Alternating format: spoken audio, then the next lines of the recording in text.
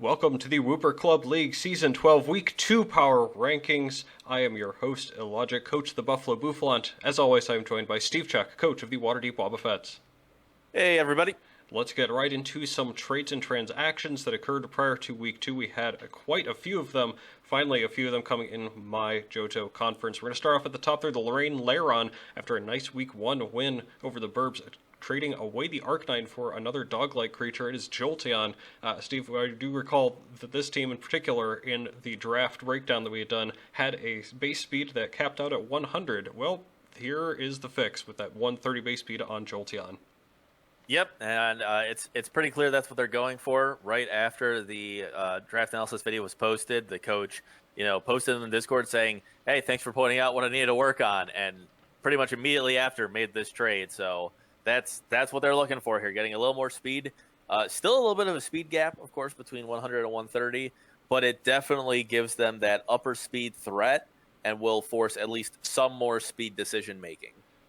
And then similarly talk about a few weaknesses that maybe we looked at in that draft video. It's Adam's Pidgey Emporium making a move as well. Out is Weavile, who is severely neutered by the move selection choices. And in comes the Espeon for Week 2. This one not quite the speed issue, though Espeon, of course, is pretty nice in speed department. But we did notice that Corviknight was the only hazard remover, and here comes an Espeon to potentially deter hazards even further. I think this should help quite a bit to make it so teams don't just mindlessly put up hazards and deal with the Corviknight as the only possible threat. Yeah, definitely will help there. Also provides a special attacker in addition to Volcarona, something with more that tends to like to hit immediately instead of setting up. So getting another special attacker as well should help. And then that Weavile did not remain on the trade block for very long there. Weavile immediately picked up by the Music City Mudkips in exchange for Frostlass. One ice type in for the other one. I believe, if I'm not mistaken, Frostlass was their fastest mon there, and Weavile bumps that up as well. We're seeing some teams actually starting to value the upper echelon of speed a little bit more here. Yep, you got it right there.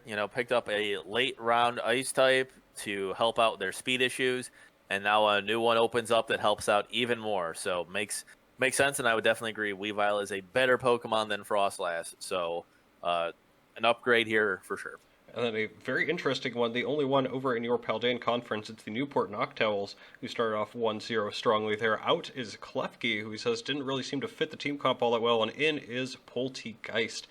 Poltegeist got an interesting upgrade this gen. Nothing in particular, just Terra being available to it means that this is a really neat offensive threat. How do you think he's going to use it, Steve? He's going to bring it as a shell smash sweeper, being able to set up, take advantage of Terra to get some unique coverage and smash through things. Also pointed out that the special attack stat is still pretty good without it. So we could see something unexpected, like maybe a Specs or Scarf set to really take advantage of that high attack. And definitely true that there aren't that many particularly great or strong ghost types this gen, especially with Fluttermane and Dragapult being banned in our league this time. So maybe that is an interesting little niche that just about nobody else has, aside from probably the Goldango and Gengar owners over there. So a neat little pickup there.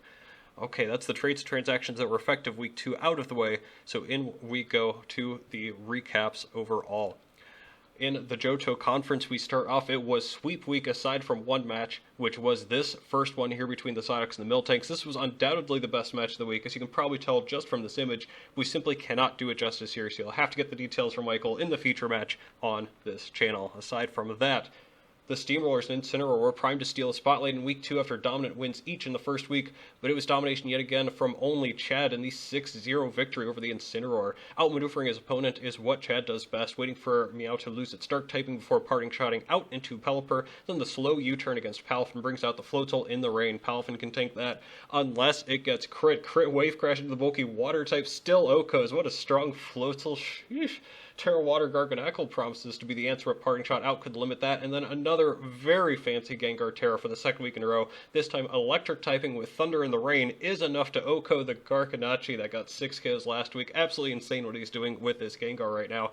One more round with Grimmsnarl and Reflect against Donphan allows Pelipper to surf Donphan down easily, and then even though Palmot revives Palafin, it doesn't seem to matter with Iron Treads out. 2 Rapid Spins means it will outspeed absolutely everything. 2 Body Presses to KO Meow. Palafin gets crit yet again, this time with Earthquake. Ceruledge hangs on but doesn't KO, so the second EQ grabs that, and then Mach Punch from Palmot doesn't KO either, so Earthquake secures that one as well. 2 fancy KOs at the beginning, then Iron Treads cleans up at the end with 4 KOs, a 6-0 or 7-0 sweep depending on your point of view or perspective there. Next up, we've got the Lorraine Laron facing the Music City Mudkips in their debut, but the celebration is cut short as the Laron improved to 2-0 with the big 4-0 win. Clodsire got free spikes up early and got a Toxic on Staraptor, but the bird at least got a big ol' 89% off on Iron Jugulus before going down.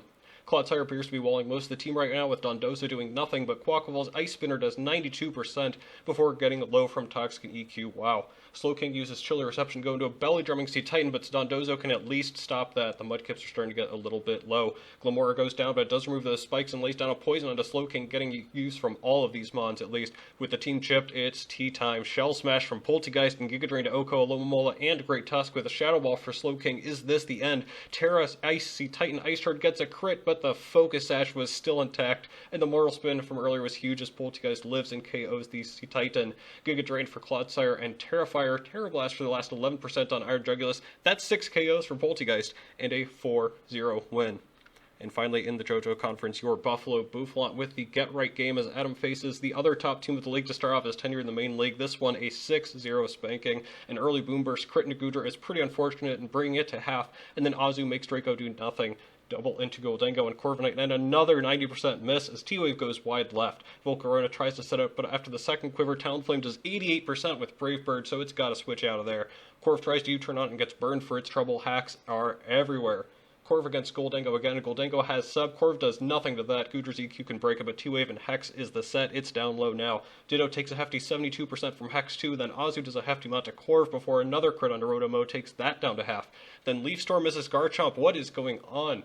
Garchomp gets a couple hazards as Rotom sets up, then on the second Nasty Plot it gets phased out with Dragon Tail, Ditto going down to finally score a KO. Extreme Tail lands a raw sting on Garchomp, even as we miss our 90% accurate moves all game, but a switch into Goldengo, and you know it's trouble with the sub up again. Down goes Gudra, Rotom doesn't break the sub, down goes Volcarona, down goes Rotom as it sets up another fresh sub, and when Corviknight tries to stall it out, Terra Ghost gives Hex the power to finish it off. Scream Tail down to 5 Hex Goldengo KOs for the 6-0 with the Route 1 Burbs on the bye. That is what happened in the Johto Conference. And in the Paldean Conference, we're going to start off with last week's 1 and 2 seeds facing off, but the experienced team succeeds here. The Noctows with the 5-0 victory. Good defensive switches to each other's threats early, culminating in Tyranitar taking a whole 20% from Chiyu and getting up rocks on Real. Great Tusk breaks through first with the Ice Spinner on the switch into Sarina, combined with Prior Chip, will 2-hit KO that. They cycle through again with T-Tark taking 32% from Overheat, but it's Resto Chesto to take those hits forever. Really nice set. Dondozo tanks a Palmot hit and KOs back, but is then in turn sacked to a Meow U-turn. Great Tusk sees Garchomp as a setup opportunity, rapid spinning on it and avoiding recoil thanks to a cheeky protective pads that worked to perfection. Ice Spinner for that and Meow, then Terra Steel, Heavy Slam destroys Sylveon, Headlong Rush to finish off the fish. 5 KOs to Great Tusk in the 5-0 victory for the Noctowls. Next up, another hype matchup. It's the Wobbuffets and the Bulldors, and SteveChuck was able to pull it out with the 2-0 win to avenge his defeat from last season. Turn 1, not good for Sazbo. Chip on Hat with Volt Switches, Gengar resists Draining Kiss, and gets worse as he subs up on Protect, but Sazbo saves in on the greedy Toxic, and Psychic takes out the sub, and then Gengar the next turn. However, Quaquaval with Aqua Step, Revenge KO, and Rotom Heat is the answer. Both mons Terra into Electric on turn 6. Rotom is faster, gets the burn, which means Aqua Step does not KO. Very cool play from both sides. Even cooler on Quaquaval sets up again with a bulk up on the Talonflame switch. It isn't a week that goes by without a fire type being sacked, set switch second Talonflame for nothing. The second week in a row here as Quaquaval is just accumulating boost with Moxie. 86% to Ting Lu too, but a really nice Whirlwind stops it there. Torkoal finishes it off, but Iron Valiant with the booster energy reveals Encore to set up a Calm Mind and KO the Revenging Quaquaval. Torkoal is down 2. Is this it? Sandy Shocks hangs on, and with the Photosynthesis boost through +1 special defense gets that KO. Scarf reveal 2 as Cyclezar goes down. With Rotom locked in, it can only KO. Sandy Shocks go down to the Revenging Roaring Moon. Scary both ways, but the end result is a 2-0 for the Wobbuffets. Next match, the Troopers and the Zigzagoons engage in a genuinely great match as these Zigzagoons take the surprise 2-0 win here in Week 2. Annihilate chunks Espeon, who chunks Iron Jugulus back, but Tailwind and weakness policy, there goes Espeon. Terra Blast with flying and then takes out Breloom with 100% accuracy. Very cool move there, but Rotom Wash hangs on with a whole 3% and finally takes it down. It's quickly revenged by Annihilate, and it's 5-3 Troopers. Glamora goes down in exchange for rocks, but Chenpao can easily revenge Goldango, except there's the Terra Water, survives a hit, and Make It Rain takes that out too. Then Cloyster tanks 2 Rage Fists as it sets up, then grabs the 2-hit KO and the Tinkaton that switches in. What is happening? Then Arbolifa goes down to Ice Skull Spear too, and while Annihilate hangs on to revenge, Mimikyu is the ultimate revenging mon. So one last player off to taunt the Bouffalant will finish the match 2-0. And finally, it's the Season 12 debut match for the Akron Agrons as they play the Kanto Kinglers. And this one was clinical from Joey, a 6-0 victory for the Agrons. Crocodile's taunts Screen Tails, it brings Crook low, then Slowbro tricks a Choice Specs onto Electros. Cute, but that means Volt Switch does 99% to low kicks, activating that invisible sash. Screen Tail tanks it, sets up rocks, and Dazzling Gleam destroys the Grasshopper. Slowking tanks a crunch from Crook and KO's back with Surf. It's starting to get out of hand here. Gardevoir subs up and goes Terra Poison, strangely enough, but the Calm Mind boosts don't matter to Skeledirge, and Torch Song will hit through the Sob. Gardevoir down. Salamence gets Skeledirge low, but Electros forces in Salamence and KOs that with the Volt Switch. Slitherwing is walled by Screamtail with the help of some paralysis, and then, why not? Nothing's touching the Screamtail. Terra Fairy boosts that Dazzling Gleam against Salamence for the KO, then Slitherwing 3 KOs for this season's Pink Blob, and Joey wins his opening match 6-0. With the Close Combat Club taking a group bye this week, that, my friends, is what happened in the Paldean Conference in Week 2. And with all that out of the way, let's head into some power rankings here. We get to start off with Johto because the match of the week was over on this side. And as we see here, we still have the Steamrollers at number 1 after another dominant victory. The Lairon at 2, moving on up there. The Bouffalant sneaking in at 3, and the Summit County Psyducks with their second win sneaking in with number 4. But, Steve, it really has to start and probably end with the conversation about the Seattle Steamrollers, who just are becoming a little too out of hand here with another big win. Yeah, huge win for them here. This week going up against the Incineroar, who we had previously ranked as the number 2 team after their dominant Week 1 win. And the Steamrollers give them the 6 or 7-0. Fantastic play, doing really well, and taking care of business, showing, they're a great team. They're not messing around this regular season, which, sometimes they are known to do. And really solidifying a case here to, make the playoffs and be the favorite going in. Yeah, I know that Chad and I had talked quite a bit. We really haven't played much Gen 9, random battles, OU ladder, or much of anything. And Chad, I know, was a little bit worried about that. But, man, look at how he's using Terra this time around. He's successfully anticipating what his opponents are trying to do and using Terra on Gengar multiple times to get around that. Just a fantastic play with the Terra Normal last week into the Terra Electric this week. As the other Gengar owner, Steve, I'm sure you can appreciate what Chad is doing with this mon. Yes, yeah. Giving me some great ideas myself, seeing what Gengar's doing, and I know it's a great mon, and excited to see how well they both do. Well, that's, I think, a pretty obvious number 1. Probably very unexpected. The Lairon getting another win here. I know the Mudkips, this was their debut, so I'm not really sure what to expect there. But, wow, the Lairon actually getting another big win here in a row with the Poltegeist sweep. And as I mentioned, too, there were a few mods that may have looked like they didn't quite accomplish anything. But even just getting things chipped down, removing the spikes, it all added up to another big win. Yeah, the Lairon, I would say is probably the surprise of the season so far. Coming here, upsetting the Burbs in Week 1, and then picking up the win against the Mudkips in Week 2. Very strong performances, solid gameplay throughout. Seeing the opportunity for the Poltegeist we were discussing earlier to come in and sweep from there, fantastic. Making sure, the hazards were removed so it could do well.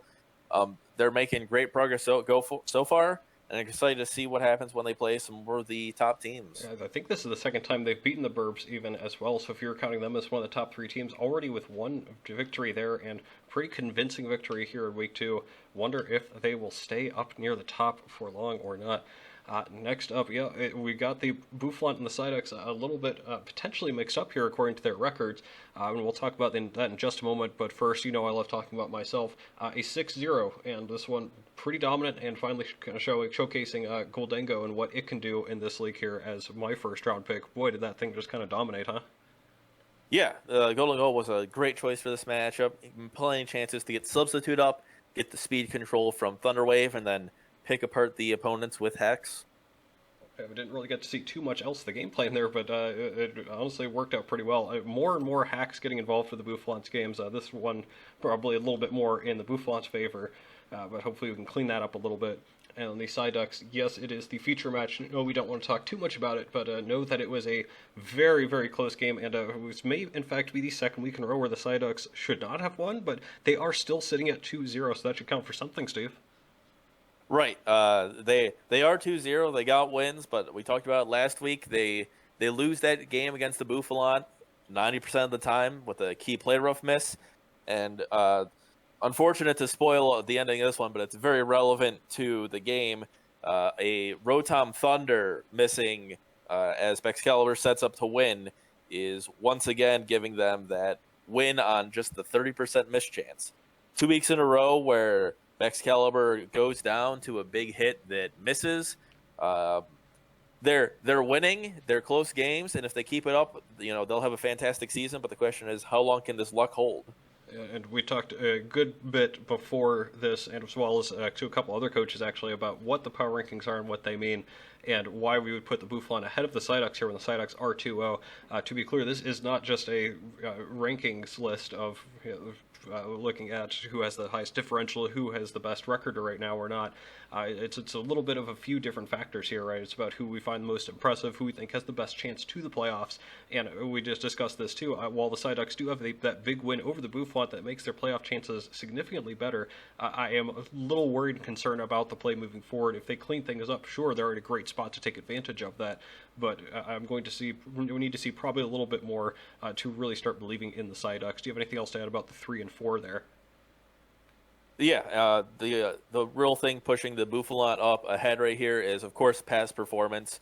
We know the Bouffalant are a fantastic team with a fantastic coach, so that is giving them a little bit of an edge. A dominant win against a team that isn't doing so hot right now, but they also have faced two of the strongest teams for their first 2 weeks, so maybe that team does better. But just a combination of strength of opponent and how the matches ended up going, we decided to give the edge to the Bouffalant. We'd be remiss, too, if we didn't talk about potential honorable mentions. You don't have them listed here, but the Incineroar were number 2 just last week, and yes, they did lose 6-0 or even 7-0 to the Steamrollers, but that's the top team. What can you say about the Incineroar here moving forward? The Incineroar were a little bit of a high variance pick last week. They dominated that game with just using a standard Garganical set. It sat there. It did what it needed to. It 6-0'd. This week, they were forced to use more of their team, ended up using the entire team they brought, some of them multiple times, and still got demolished. Of course, it was against a very good team, but it kind of showed the other side of the spectrum. So we'll see how things end up for them in the future. But especially after this big loss and some other teams doing well this week, it really didn't seem like a good decision to put them in the top 4 right now. I definitely agree with your statement of high variance. I think they could very much hop up very quickly, or they could move even further down very quickly, just depending on what happens in the near future. So keep an eye on them.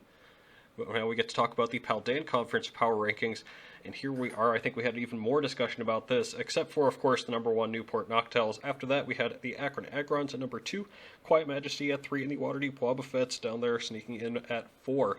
But, of course, once again, just like the other league, there is, I think, a very clear number 1. The Noctowls dominating yet again, and this one also against what was previously the number 2 team, Majesty. The Noctowls just keep moving. Yeah, there's, again, having a great season, putting in solid games, very in control. The differential isn't as impressive as the Steamrollers, but it is still, they are the clear number 1. There's no teams really in contention. After 2 weeks, they're the only 2-0 team in the Paldea Conference. So fantastic work there, fantastic coach, good record historically, so no reason to really drop them from that number 1 spot. And just a great match there, too. Again, against a very good team. The Tyranitar, especially defensive, great call out there on being able to wall Chio infinitely, being able to resto Chesto even in preparation for Will-O-Wisp, or be able to tank hits indefinitely, however long they need to. And of course the great Tusk, seeing the setup opportunity there with Rapid Spin and be able to Terra Steel to finish him off. Just really well done from the Noctowls. I suppose then we should talk about the Quiet Majesty a little bit here too, down there at number 3. We'll kind of go through the orderings past 1 in a little bit, but Quiet Majesty, after a really impressive win over the Wobbuffets, kind of falling down here a decent bit. Some interesting set choices potentially here, and maybe not the best of prep for what the Noctowls had. What do you make of the Majesty after their second week? It really comes down to maybe unexpected prep. The Noctowls, have a fantastic matchup against Chi-Yu. I believe they have 3 resistances to both stabs. So Chi-Yu really needs the ability to switch up moves or bring some status moves. But this is the week it came with a choice item. Whereas in the previous week against my team, I thought it had a pretty good choice item set against, only Roaring Moon as the only resist. And against me, it brought Flame Charge and Setup. So, a little bit of swaps of what kind of makes sense. But it ended up working out for them last week, where because they were bringing the unexpected set, it caught me, the other coach, by surprise. Whereas this time, it just played right into Tyranitar's hand, sitting there and walling him. So just a couple things like that, being ready for what the opponent has and bringing the right sets to counter what they can fight against. But, they're still doing great. They have, again, the big win over me. They have, not really a close loss, but they've played the Noctowls, and that's out of the way. Everyone has to play them, so don't have that loss looking forward anymore. So, reasonable spot, still looking okay for the rest of their season. Yeah, this may have been a welcome to the league moment, but still doing solid enough. As you said, 2 of the highest profile matches out of the way there. Next, I think we'll talk about the number 2 Akron Agrons then making their debut into the league after a week 1 bye. But boy, what a debut, 6-0 victory, and I know we talked a little bit about this too, how different this victory this is compared to some of the other matches we've seen with sweeps. In this one, the Agrons used most of their team swapping around quite a bit, and even using Screamtail in potentially unorthodox way, with a little bit more offensive pressure, seeing that even with the low base stats offensively, that the Screamtail had a good offensive matchup and was able to spam Bass and Gleam quite a bit, and even Terra Fairy at the end. Agrons, another 6-0, Steve. Yeah, they do a very good job getting these big 6-0s. They tend to go 6-0-0-6, so big win for them here. Very well played, switching between most of their mons at the end of the game. All the mons still being very healthy between Wish and Regenerator. Really, only the Skeletor having taken any damage that stuck. So fantastic job, was able to wall off any threats that the Kinglers presented and counter. And then we'll finish off the list here. The Wobbuffets were able to make it onto the list. I think this was a pretty high-profile match even before it had started. The Wobbuffets and the Boulders with the victory last season. Wobbuffets taking it this time. This seemed like a pretty high-variance game again here, too, with a couple times where mods were going back and forth. Quackval, it looks like it's going to 6-0, so nice play to stop it. The Iron Valiant looks like this is probably going to finish things off. Oh, actually, you had the answer there, too. But really fun match, kind of back and forth there, too, with 2 pretty darn good teams. Wobbuffets with a very impressive victory, enough to catapult them into 4th in our eyes. What do you see from your match here, Steve? Yeah, the Boulders team really does have pretty big weaknesses to Quackleval, so they saw that as well and were mostly prepared for it. Having the Scarf Rotom to be able to burn at +1 and limit its sweeping potential, and then having their own counter setup sweeper. But, was definitely mostly ready for those. A little close there, of course, with the Iron Valiant, but all in all, kind of getting back on track here after that week 1 loss and working towards some more wins. For the 2, 3, 4, I think we were relatively together on the overall placement that 2, 3, and 4 belonged here, and I had a bit of discussion about the ordering there. We put the Agrons at number 2 despite only having 1 match against a team that's not even on this list, and then Quiet Majesty at 3, Wobbuffets at 4. Talk to these folks a little bit about our discussions about the ordering here. So, starting off with the Agrons, the Agrons having that big 6-0 where they used their full team. They got the win over the Kinglers, who historically a little bit of a weaker team. They did have a close week 1 match to the Close Combat Club, so maybe they're doing a little better this season. But that was just a dominant victory by the Agrons. We thought back to last week where we put the Incineroar over 2 in the other conference with their win when they just used a single mon with its base set. This felt like a more impressive win than that. So based on kind of some of the other teams suffering losses and how dominant this was, the Aggron seemed like a pretty easy number 2 for us. For Majesty and Wobbuffets, they were both pretty close in our eyes. Majesty, of course, having that head-to-head win, a better win, a worse loss to a better opponent. Overall, pretty similar. Look for these two teams to switch places if basically on a whim moving forward, depending on how their matches go. Especially if one team wins and the other lose, that'll probably determine the ordering of these teams in the next week or so.